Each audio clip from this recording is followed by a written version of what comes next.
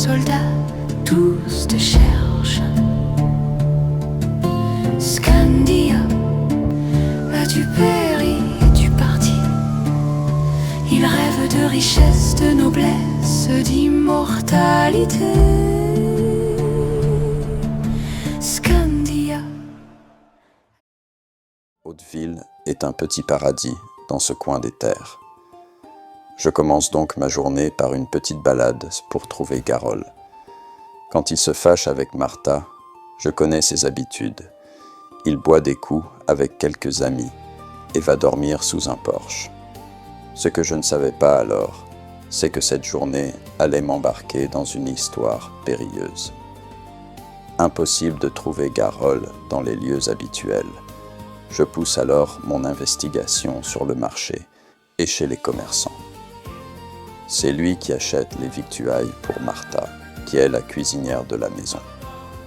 Elsie, la femme de chambre un peu invasive, m'a conseillé d'aller voir Arnotz, un vétéran avec qui Garol a servi.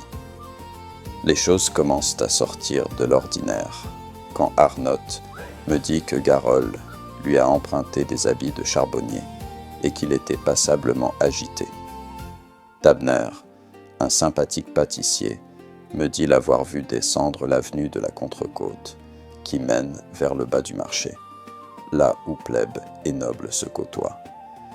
Dachnar, le poissonnier, confirme l'avoir vu tard, dans la nuit, descendre encore plus bas, l'air pressé, vêtu comme un clochard. Traîner dans la haute ville, les mains dans les poches, c'est une chose.